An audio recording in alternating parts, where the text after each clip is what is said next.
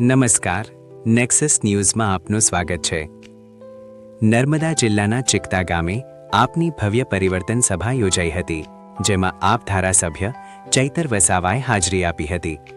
આ સભામાં હજારોની સંખ્યામાં લોકો ઉપસ્થિત રહ્યા હતા અને આપને સમર્થન આપ્યું હતું। આમ આદમી પાર્ટીના ડેડિયાપાડાના ધારાસભ્ય ચૈતર વસાવાએ જાહેર સભાને સંબોધન કરતા આદિવાસી સમાજના હક્કો, વિકાસ અને મૂળભૂત સુવિધાઓના મુદ્દે ભાજપ સરકાર સામે ગંભીર આક્ષેપો કર્યા હતા।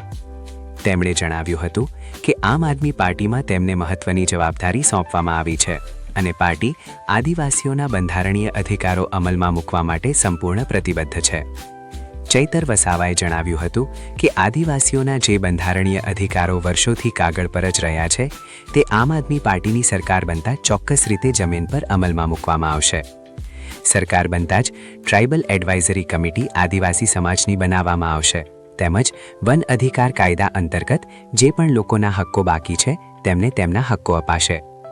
શિક્ષણ ક્ષેત્રે ગંભીર સ્થિતિ અંગે ચિંતા વ્યક્ત કરતા તેમણે જણાવ્યું હતું કે જિલ્લામાં અંદાજે 505 શિક્ષકોની જગ્યાઓ ખાલી છે, જેને આવનારા દિવસોમાં ભરવાનું કામ કરવામાં આવશે। ઉપરાંત 181 ગામોમાં પ્રાથમિક શાળાઓ નથી, ત્યાં શાળાઓ શરૂ કરી બાળકોને શિક્ષણના અધિકાર આપવામાં આવશે। જિલ્લામાં 1200થી વધુ બાળકો કુપોષણથી પીડાય છે, જેને દૂર કરવા માટે ખાસ યોજના ઘડવામાં આવશે અને બાળકોને કુપોષણમાંથી બહાર લાવવાના પ્રયાસો કરવામાં આવશે।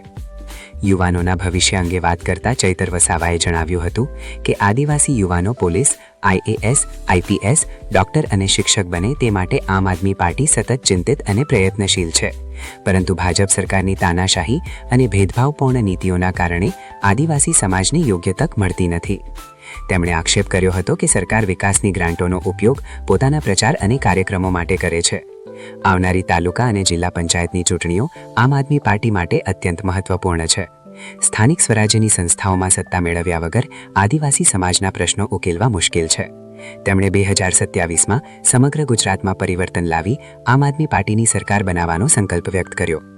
સાંસદ મનસુખ વસાવાને આડે હાથ લેતા આપ નેતા ચૈતર વસાવાએ જાહેરમાં ચર્ચા અને ડિબેટ માટે તૈયારી દર્શાવી હતી। તેમણે કહ્યું હતું કે વિધાનસભામાં તેમણે અનેક વખત આદિવાસી સમાજના મુદ્દાઓ ઉઠાવ્યા છે, જ્યારે ભાજપના સાંસદે લોકસભામાં આદિવાસી સમાજ માટે શું કર્યું છે તે જનતા સામે સ્પષ્ટ થવું જોઈએ। ધારાસભ્ય ચૈતર વસાવાએ વધુમાં જણાવ્યું હતું કે ડેડિયાપાડાની જનતાની એકતા અને શક્તિ એવી છે કે આજે દેશના વડાપ્રધાન સહિત રાષ્ટ્રીય સ્તરના નેતાઓને પણ ડેડિયાપાડા આવવું પડે છે।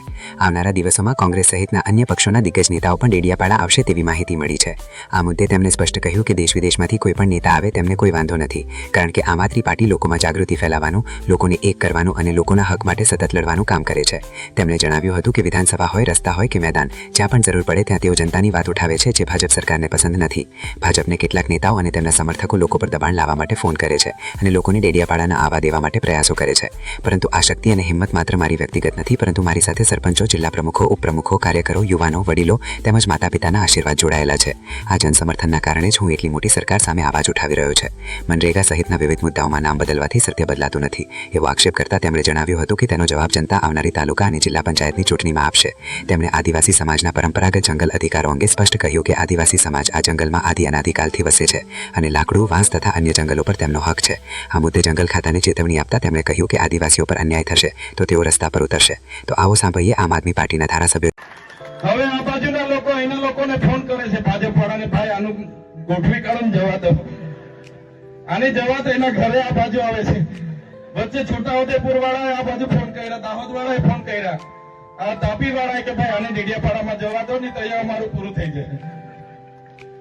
તો આ તાકાત, આ હિંમત એ મારા એકલાની નથી, મારી સાથે મારા સરપંચો છે, મારા જિલ્લા પ્રમુખ છે, મારા ઉપપ્રમુખો છે, મારી ટીમ છે, આ નાના નાના છોકરાઓ જે જુવાનીઓ બધા દોડે છે એમનો સહકાર છે, મારા વડીલોના આશીર્વાદ છે, મારી માતા બહેનોની દુઆ છે, આશીર્વાદ છે, ત્યારે આ તમારો દીકરો આવડી મોટી સરકાર સામે બોલે છે।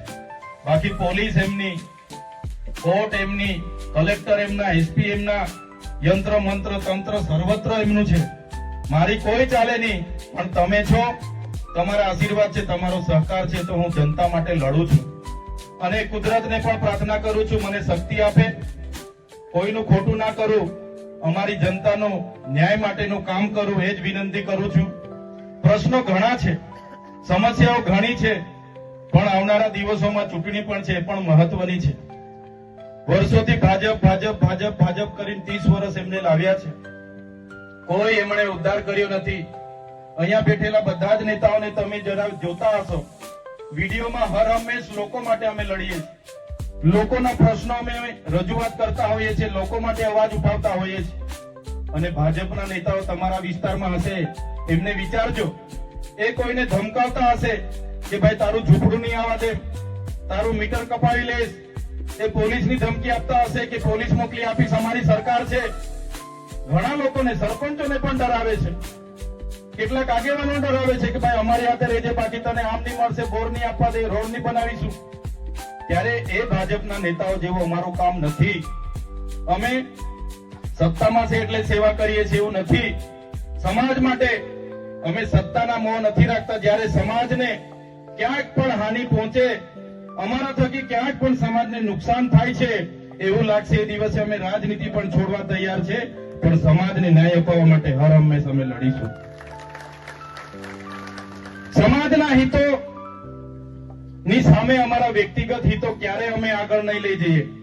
સમાજના હિતો પહેલા, સમાજનું ઉત્થાન પહેલું, પછી અમારી રાજનીતિ હશે, પછી અમે રાજનીતિ કરીશું. અને આમ આદમી પાર્ટીમાં મહત્વની જવાબદારી છે, ત્યારે આમ આદમી પાર્ટીએ પણ ચોખ્ખું કીધું છે કે આદિવાસીઓના જે બંધારણીય અધિકારો આજ દિન સુધી નથી લાગુ થયા, આપણી સરકાર આવશે લાગુ કરીશું. ટ્રાઇબલ એડવાઇઝરી કમિટી આદિવાસીની બનાવીશું. વન અધિકાર અધિનિયમ અંતર્ગત જે પણ લોકોની સનતો બાકી છે એમને સનતો પણ આપીશું. શક્ય બનશે, એક બાજુ ઉકાઈ છે, એક બાજુ નર્મદા છે, એ ડેમોનું પાણી પણ આ વિસ્તારને મળે એવું કરીશું. આ વિસ્તારમાં 505 આપણા જિલ્લાના શિક્ષકોની જગ્યાઓ ખાલી છે. આવનારા દિવસોમાં એ ભરવાનું કામ પણ થશે. 181 ગામની પ્રાથમિક શાળાઓ નથી, એ બનાવવાનું કામ પણ અમે કરીશું. અને 12,333 બાળકો આપણા જિલ્લામાં કુપોષણથી પીડાય છે. આ વ્યવસ્થાના કારણે એ બાળકોને કઈ રીતના બહાર કાઢવાના, એના માટે પણ અમે વિચારીએ છીએ, પ્રયાસો કરીશું. આપણા યુવાન પણ પોલીસમાં પાસ થાય, આપણા યુવાનો પણ આઈએસ આઈપીએસ બને, ડોક્ટર બને, શિક્ષક બને, એના માટે હર હંમેશ અમારી ટીમ ચિંતિત હોય છે, ચિંતા કરીએ છીએ. પણ આ તાનાશાહી ભાજપની સરકાર ઉપર છે એટલે એ આપણને અવોઇડ કરે છે, એમની મનચાહી કરે છે, આપણી ગ્રાન્ટનો ઉપયોગ એમના પ્રચારમાં, એમના પ્રોગ્રામોમાં કરે છે. ત્યારે સાથીઓ, આવનારી તાલુકા અને જિલ્લા પંચાયતો જીતવી આપણા માટે ખૂબ જ મહત્વની છે. આ લોકો બધા મનસુખભાઈ કહેતા હતા, મનસુખભાઈ સાથે આપણે, મારે કોઈ લેવા દેવા નથી, મારે આ ભાજપની પાર્ટી સામે લેવા દેવા છે. અને આવનારા દિવસોમાં આખા ગુજરાતમાં પરિવર્તન લાવીને આમ આદમી પાર્ટીની સરકાર 2027માં આપણે બનાવીશું. બાકી મનસુખભાઈ તો એલફેલ બોલે છે, કોઈ દિવસે મળે તો મારા તરફથી કહી દેજો, જાહેરમાં ડિબેટ અહીંયા જ રાખવા હું તૈયાર છું. એમના 36 વર્ષ થયા રાજનીતિમાં, મારા 36 મહિના થયા. વિધાનસભામાં મેં કેટલી આદિવાસી સમાજની રજૂઆતો કરી છે, કેટલા લોકો માટે મેં બોલ્યો છું. લોકસભામાં એમણે કેટલી આદિવાસી સમાજ માટે અવાજ ઉઠાવ્યો છે. એ જ વાત પર એમનું પાણી મારું પાણી મપાઈ જશે. એમના જેવો મેં બોલ બચ્ચન નથી. કેવડિયામાં એટલી બધી ધમાલો થઈ, ઝૂંપડા તોડ્યા ત્યારે આજ દાદા ગુફામાં ભરાઈ ગયેલા. તે વખતે મળ્યા હતા કોઈને, ડાયરેક્ટ ગુફામાં જતા રહે. આ વિસ્તારમાં કઈ પણ આદિવાસી સાથે ઘટના ઘટે, ગુફામાં જતા રહે. આપણા બાળકોની પોસ્ટ મેટ્રિક શિષ્યવૃત્તિ જયારે એમની સરકારે બંધ કરી, અમે લડતા હતા, એ ગુફામાં જતા રહ્યા. આ વિસ્તારમાં જીએનએમ એમની નકલી કોલેજ ચાલતી હતી, અમે લડતા હતા, એ ગુફામાં જતા રહ્યા. આ જ પોલીસ અધિકારીઓ આપણા લોકોને દેવ મોગરા જતા લૂંટતા હતા, અમે એસપી સામે લડતા હતા, એ ગુફામાં જતા રહે. બસ ઉઠી બેઠા કે ચૈતર આમ, ચૈતર તેમ, ચૈતર તેમ. મેં તો કેમ છું, રાતે ઊંઘમાં બી મારા સપના આવતા હશે એવું લાગે છે. સવારે ઉઠતા હતા તો બધું તૈયાર જ હોય, બધે બાજુથી ચૈતર જ બધાને દેખાયા. ડાંગ વાળા ને વલસાડ વાળા બધા જે સાંસદો છે, ખબર ની પાર્ટી એને મૂકી દીધું છે કે મંત્રી તંત્રી મને જ હોદી ફરે છે. પણ આ તમારો દીકરો નાનો છે, પણ તમારા બધાની કૃપાથી, આશીર્વાદથી, ખૂબ સારી રીતે કુદરતની દયાથી આજે આપણે આગળ વધી રહ્યા છીએ, લોકોના નાના મોટા કામ કરીએ છીએ. ત્યારે આજે મારા સમર્થનમાં, મારા નેતૃત્વમાં ખૂબ સારા લોકો આમ આદમી પાર્ટીમાં જોડાયા છે. ઘણા લોકો ભાજપમાં હતા, ગોવિંદભાઈ હોય, અશ્વિનભાઈ હોય, એવા કેટલા વર્ષોથી ભારતીય જનતા પાર્ટીમાં એમણે સેવા આપી, એમણે બધું પોતાના પરિવારની જોખમે એમણે સેવા આપી, પણ પાર્ટી વાળા એમની કદર ના કરી. કોઈએ પૂછ્યું નહીં.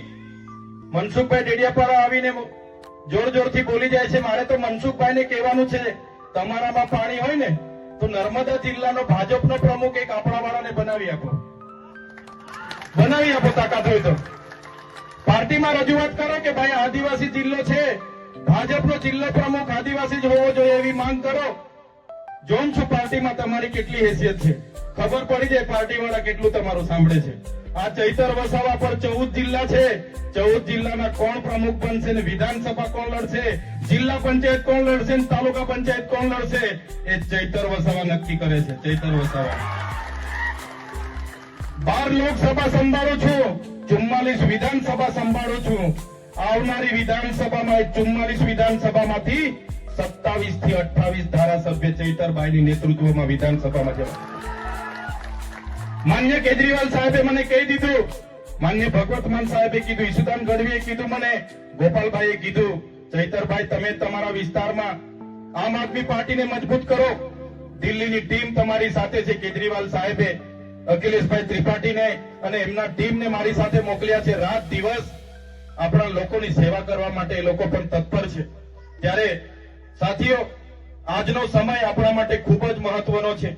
એક બાજુ આપણી અનામત છીનવાઈ રહી છે.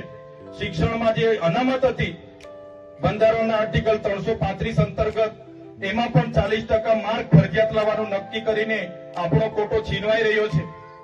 જંગલની જમીનો આજ દિન સુધી મળતી નથી. સામે નર્મદા છે પણ નર્મદાનું પાણી નથી મળતું. શિક્ષણનું સ્તર કથળેલું છે, દવાખાનાઓમાં સાધનો નથી, થોડી ઘણી ઈજા થાય તો રિફર કરી દેવામાં આવે છે, ડોક્ટરો નથી, ખૂબ સમસ્યાઓ છે. આજે જે ચિકતામાં ઉભા છે તાલુકો તો જાહેર થઈ ગયો, આજે એને 4 મહિના થયા, 4 મહિના થયા છતાં અહીંયા કોઈ છે નથી. 2-3 અધિકારીઓ આવે છે દિવેલ પીધેલાની જેમ આખો દિવસ બેહી આજે પાછા જતા રહે છે. સવારે આવે, બપોરે ટિફિન ખાઈ લે છે ને આજે 4 વાગે નાહી જાય છે. કોઈ જવાબ આપતું નથી. ત્યારે ચિકતાના જેટલા પણ લોકો છે એમને પણ કેમ છું, ચિકતામાં તાલુકા પંચાયત, મામલતદાર કચેરી, પોલીસ સ્ટેશન, બસ ડેપો, બાંધકામ શાખા, સિંચાઈ શાખા, મનરેગા શાખા, ડીઆરડીએ શાખા, તમામ પ્રકારની શાખાઓ, આઈટીઆઈ, કોલેજ બધું લેવા માટે તમારે જાગવું પડશે અને આપણે ખૂબ મોટું આંદોલન આ ચિકતામાં પણ કરવું પડશે. તો આ લોકોની ઊંઘ જાગશે ને ત્યારે આપણી સુવિધાઓ થશે. એ સુવિધા કરાવવા માટે આ લોકોને જગાડવા પડશે. એ જ વાત કરું છું. વધારે સમય પણ થયો છે, આજે લગ્નો પણ ઘણા છે એટલે વધારે સમય નથી લેતા. પણ આજે જે પણ આગેવાનો પોતાના કાર્યકરો સાથે ભાજપમાંથી, કોંગ્રેસમાંથી અમારા આમ આદમી પાર્ટી પરિવારમાં જોડાયા છે, એમનું સન્માનપૂર્વક હૃદયથી હું સ્વાગત કરું છું. તમારું આમ આદમી પાર્ટીમાં સન્માન જળવાશે. આવનારા દિવસોમાં આપણા સમાજના હિતોમાં જે કોઈ નિર્ણયો કરવાના હશે તમારી સહમતિથી સાથે રહીને કરીશું. તમારા માર્ગદર્શનથી, તમારા પરથી ઘણું શીખીશું. બધા સાથે રહીને આગળ વધીશું. એ જ વિશ્વાસ સાથે આજે આ સભામાં ખૂબ મોટી સંખ્યામાં કેટલાક ગામોમાંથી તો કેટલાક સરપંચો એમના હશે, એમણે કીધું હશે જતા નહીં, કેટલાક ભાજપના નેતાઓએ કીધું હશે જતા નહીં, છતાં ખૂબ મોટી સંખ્યામાં તમે અહીંયા આવ્યા છો. તમામ વડીલોનો, યુવાનોનો, માતા બહેનોનો, ભૂલકાઓનો અને અહીંયા ઉપસ્થિત સરપંચશ્રીનો, તમામ પદાધિકારીનો, મીડિયા મિત્રોનો, પોલીસ અધિકારીનો બધાનો ખૂબ ખૂબ આભાર માની